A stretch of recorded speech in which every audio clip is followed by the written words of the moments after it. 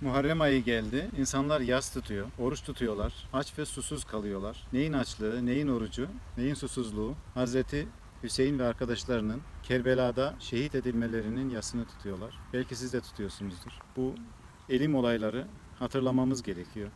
Onlardan ders almamız lazım. Bu 72 kişiyi öldürenler Yezid ve arkadaşları Müslümandılar. Kendilerine Müslüman diyorlardı. Belki de Allah diyerek mızraklarını, oklarını, kılıçlarını çektiler ve o insanları öldürdüler. Ehl-i Beyt bu konuda çok hassas. Alevi arkadaşlar onun için takdir ediyorum. Ben de daha hassas olmam gerektiğini düşündüğüm için birkaç kelime edeyim dedim. Bizim Gül teyzemiz var. Canımız Gül teyzemiz. Gül teyzemiz İzmir'de komşumuzdu. Hanım onun evine gittiğinde Hazreti Ali'nin portresini duvarda görmüş. Teyzem, kızım biz Ali'yi severiz demiş. Ne kadar şaşırtıcı değil mi? Evine gelen misafirine Hazreti Ali'yi sevdiğini ezilerek söylüyor. Kim bilir hangi travmalardan geçmiş insanlar ki böyle düşünüyorlar. Halen daha bu yaşadıklarımdan sonra yine de onları tamamlayabildiğimi zannetmiyorum. Teyze biz de Ali'yi severiz. Nasıl sevmeyiz ki Ali'yi? Bizim peygamberimiz nimetleriyle sizi beslediği için Allah'ı sevin. Beni de Allah sevgisi için sevin. Ehli beytimi de benim sevgim için sevin. Böyle demesine rağmen insanlar onu nasıl öldürebildi? Ve o 72 kişi orada katledilirken diğer insanlar neden seslerini çıkarmadılar? Belki onlar seslerini çıkarsalardı, o zulme o zaman dur deselerdi acaba tarih değişir miydi? Daha mı farklı olurdu? Bugünün Müslümanları da zulme daha mı fazla ses çıkarırdı o zaman? Çünkü görüyorum ki bugün de Müslümanlar yüce boyun eğiyorlar ve zalimlere sessiz kalıyorlar. Bu beni çok üzüyor. Bu çok kahredici bir durum. Ve bunu yaparken dindar olduklarını söylemeleri çok üzücü bir durum. Tarih boyunca da bu değişmemiş maalesef. Mesela Pir Sultan Abdal şehit edilirken de aynı sahipler söz konusu. Ne uğruna yapılıyor demek ki? Siyaset uğruna yapılıyor. Siyasi tarafgirlik insanların inançlarının, değerlerinin önüne geçebiliyor demek.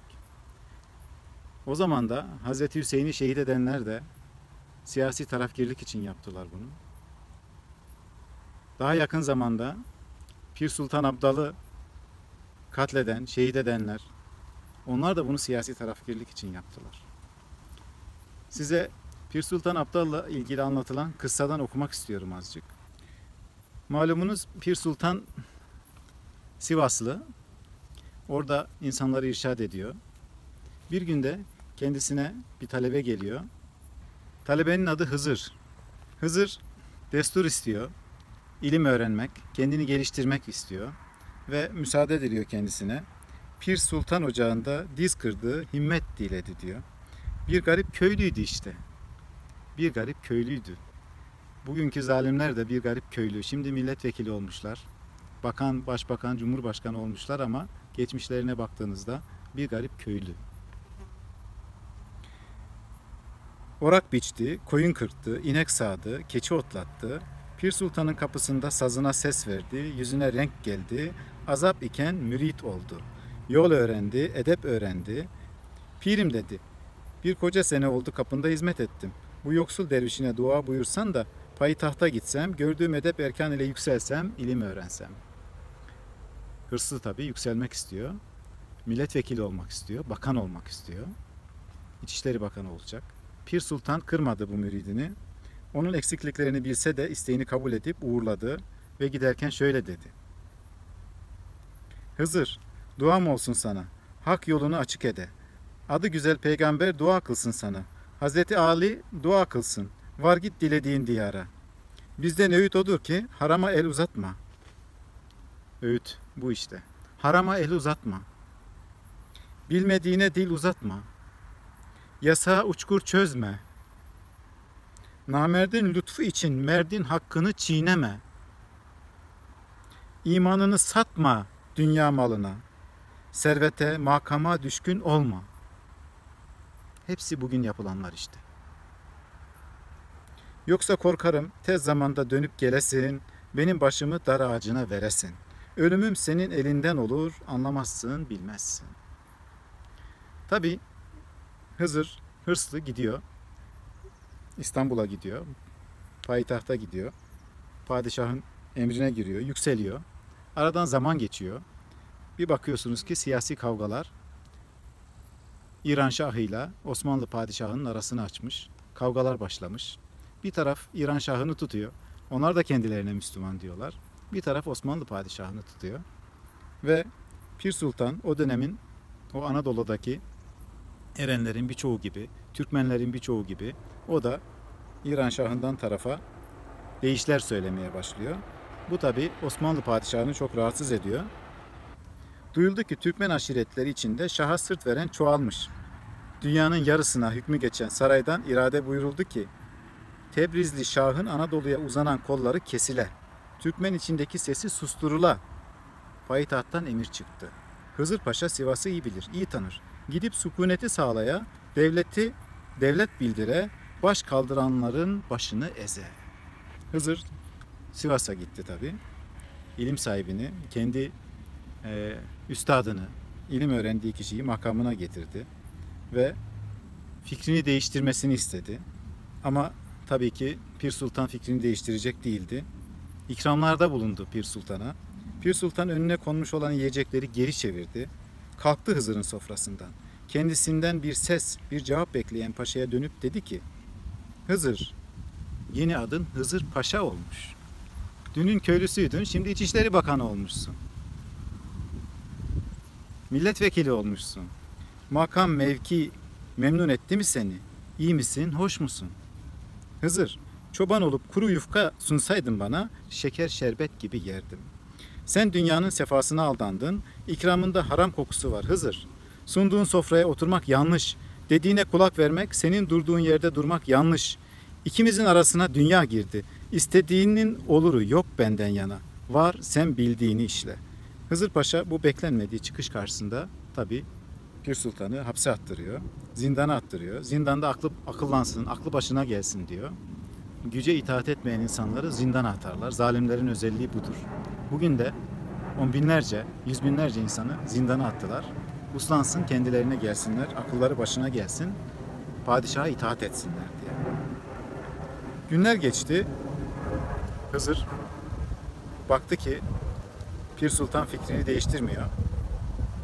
Ne vardı ki istediğine tamam dese, ne vardı padişahtan yanayım dese. Haber gönderip tekrar çağırttı.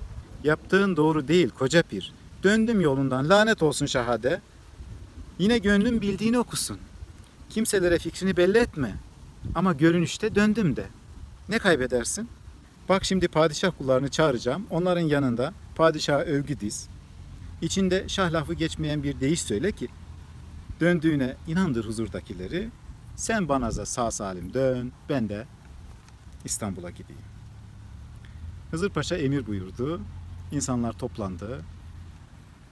Pir Sultan'ın eline sazı verildi ve Pir Sultan tabii ki doğru bildiğiyle dillendirdi sözünü.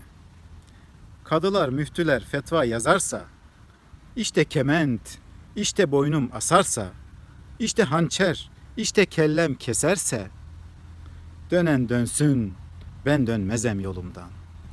Dönen dönsün, ben dönmezem yolumdan dedi. Hazreti Hüseyin şehit edildiğinde de kimse ona sahip çıkmamıştı. Oradaki yüz binlerce insan o 70 kişinin şehit edilmesine ya destek olmuştu, 72 kişinin, ya da sessiz kalmıştı. Pir Sultan hakkında verilen karara da insanlar itiraz etmedi, sessiz kaldılar. İdam kararı verildi. O zamanın adeti üzere birisi idam edileceğinde cellatlar akşamından, o günün akşamından eteklerine ziller takar, sokaklarda dolaşırlarmış. Sokaklarda zil takıp dolaştıklarını insanların duyunca Pir Sultan anladı. Ve dedi ki, Sivas illerinde zilim çalınır. Çamlı beller bölük bölük bölünür. Ben dosttan ayrıldım, bağrım delinir. Katip halim yaz şaha söyle. Pir Sultan aptalım hey Hızır Paşa. Gör ki neler gelir sağ olan başa. Hasret koydun bizi kavim kardeşa. Katip halim var şaha söyle. Katip halim var yâre söyle. Ve bu şekilde yola koydu insanlar Pir Sultan Abdal'ı. Ama Pir Sultan'ın sözleri, deyişleri o günden bugüne söylenmeye devam ediliyor. Hz. Hüseyin o günden bugüne anılıyor. Onun hatırası için oruçlar tutuluyor. Yaslar, matemler tutuluyor. Yezid için kimse matem tutmuyor. İşte köylüler, dünün köylüleri, bugün milletvekili, bakan olmuş köylüler. Sizi de unutacaklar. Ama bu zulmedilenler var ya, bu işinden olan, eşinden olan, evinden olan, ekmeğinden olan insanlar var ya, bunların hikayeleri anlatılacak. Bunlar yazılacak, okunacak. Tarih işte bunları anlatacak. Sizi de lanetle anacaklar. Ben de elimden bu geliyor. Hz. Ali'nin hatırasını, Peygamberimizin torunlarının, Ali'nin hatırasını yaşatmak için bunları söylüyorum. Bu deyişleri devam ettiriyorum. Dik duranların boynunu hep kesmişler. Ehli Beyt o zulüm karşısında, zalimler karşısında dik durma kültürüne sahip olmuş. Zalimlerin tarafını tutanlar da hep güce tapmaya, Allah'a tapıyorum derken güce tapınmaya, lidere tapınmaya devam etmişler. Bugün de devam ediyorlar. Siyasi tarafkirlik uğruna kardeşlerinizi katletmeyin. Onlara terörist demeyin. Onların malı yağmalansın helaldir demeyin. Bunun hesabını veremezsiniz. Dik durun. Pir Sultan Abdal gibi dik durun. Gerekirse dar ağacına gidelim ama dik duralım.